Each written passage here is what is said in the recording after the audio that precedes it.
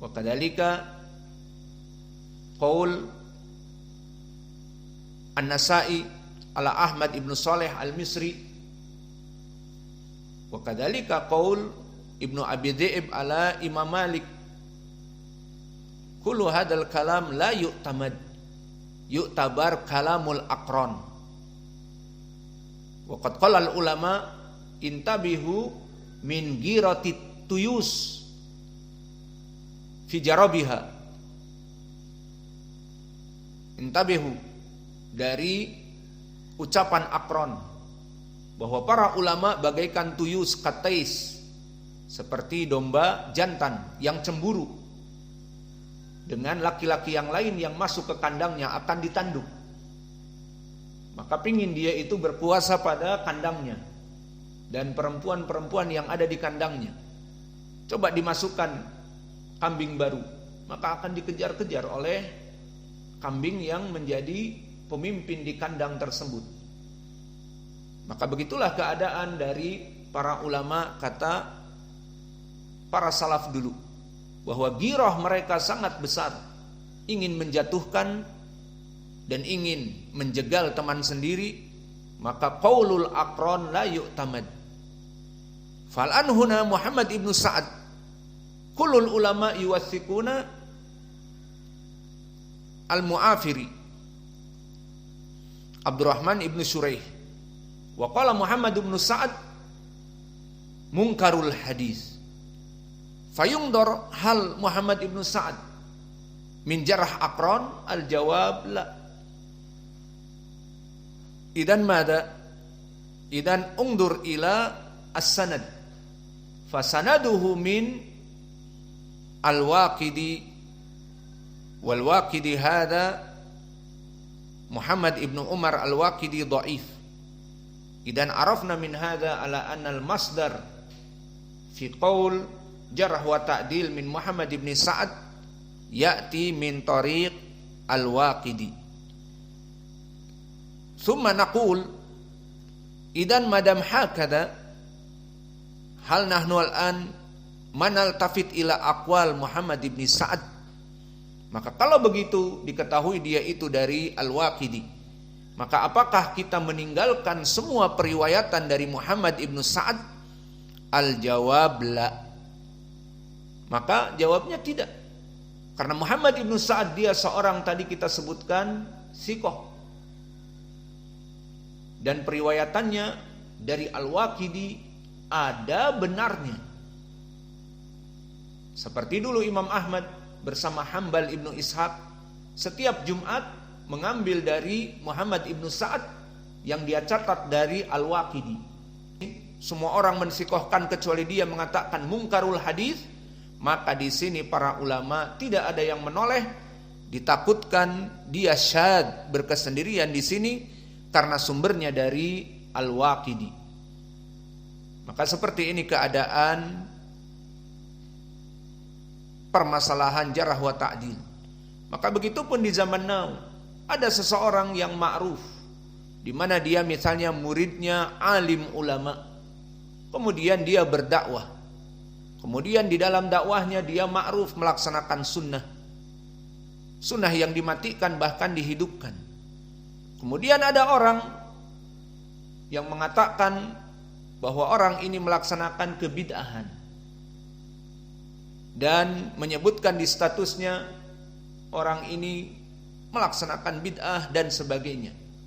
Maka semua orang yang hidup di zaman orang ini justru akan melihat orang-orang yang mencela dari orang yang hidup di zamannya itu, di mana dia murid dari seorang alim ulama, dan para asatidah, para masyayikh di zamannya mengetahui keadaan orang ini.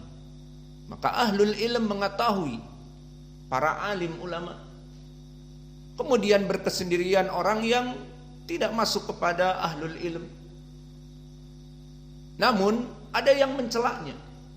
Maka pencelaan orang-orang yang seperti ini berkesendirian pun dipertanyakan. Maka itu asal dari permasalahan bagaimana kita mengambil ucapan. Seperti di sini Muhammad ibnu Sa'ad berkesendirian. Dan seperti orang-orang di zaman now mengatakan kepada ustadz ahli sunnah berkesendirian, bahwa dia bukan sunni, dia melaksanakan kebid'ahan, atau dia begini dan begitu, justru menjadi bumerang bagi orang yang mengucapkan aneh ini. Maka Muhammad ibnu Sa'ad, meskipun dia thiqah dan diambil ucapan-ucapannya di saat berkesendirian kepada Abdurrahman ibnu Suraih Al-Mu'afiri, menjadi bumerang atas dirinya. Maka ini menunjukkan bahwa aqwal ulama al-jarhi wa ta'dil bukan dari isi perut mereka, bukan dari mulut lidah mereka, tetapi mereka semuanya insaf, takut kepada Allah. Di saat mereka mengucapkan ucapan kedudukan rawi atau kedudukan orang yang hidup di zamannya, maka akan diberikan ucapan yang hak, karena mereka takut akan dituntut di hari kiamat.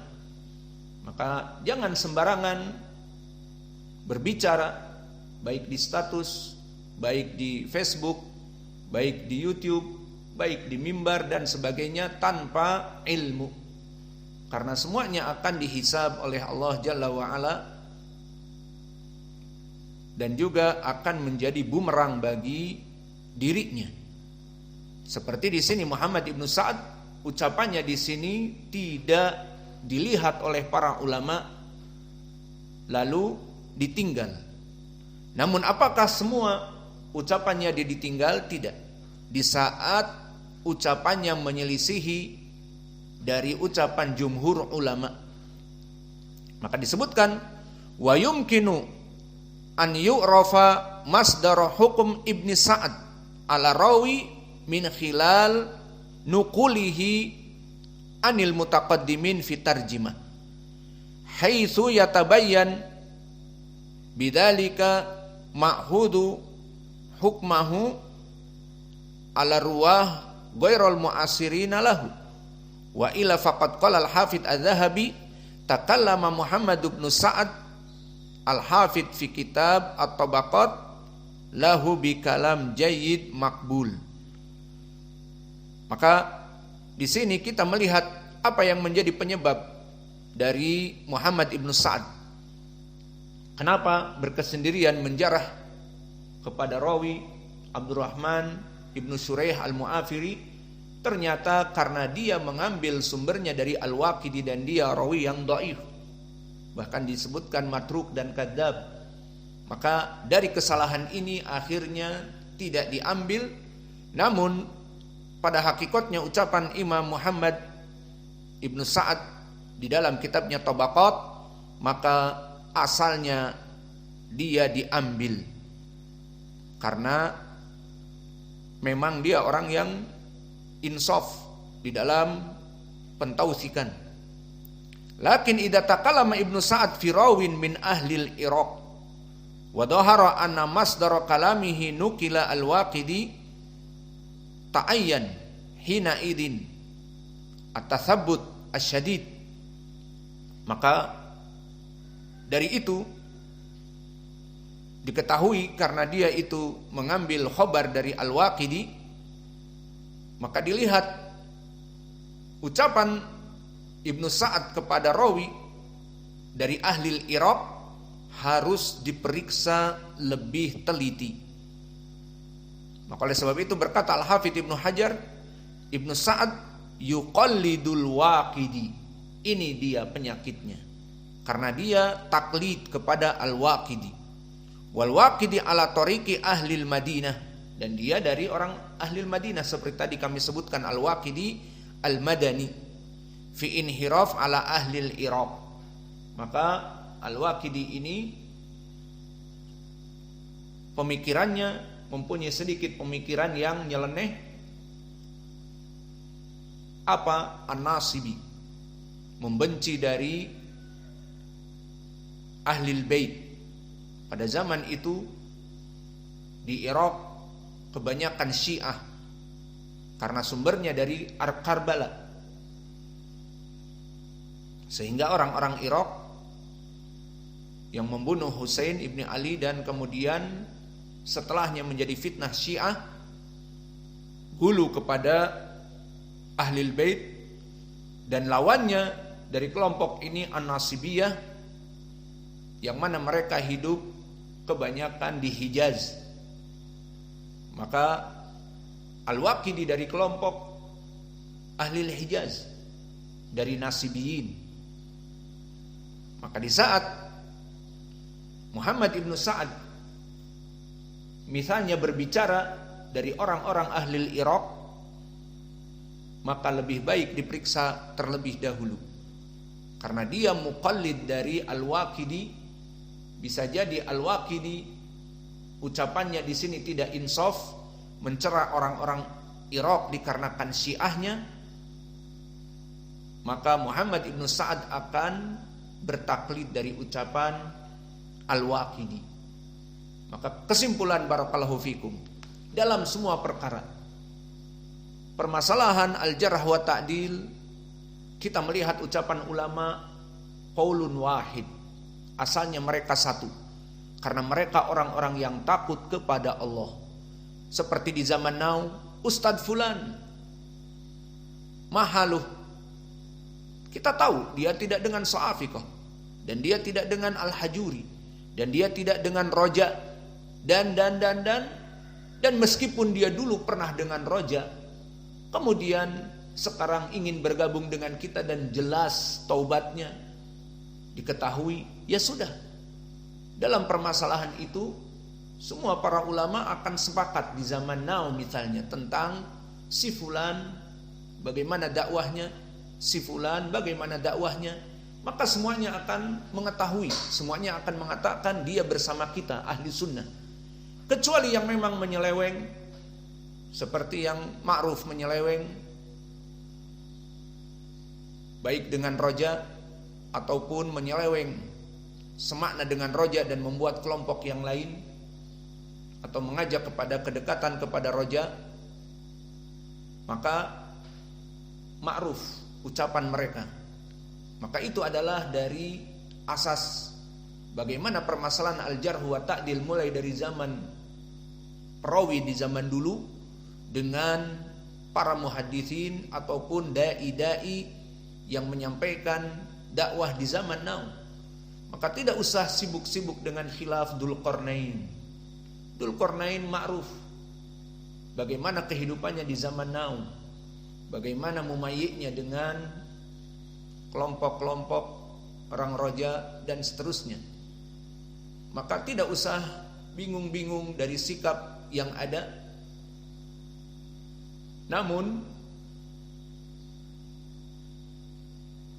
yang jadi permasalahan di sini, jika memang ingin bertaubat dan sebagainya, maka bagaimana tobatnya dan bagaimana lisanul hal daripada lisanul qaul. Maka tidak ada perbedaan dari ucapan para ulama mulai dari zaman dulu sampai zaman now.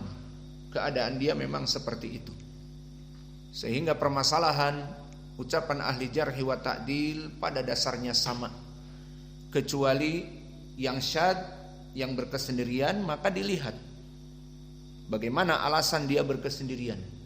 Maka kesimpulannya ucapan Muhammad ibnu Sa'ad, ucapannya bisa diambil dari tausik dia di kitab At-Tabaqat, Tabaqatul Kubra, berbicara tentang para salaf, terutama para tabi'in. Maka dia berbicaranya dalam keadaan insaf, diambil tausiknya.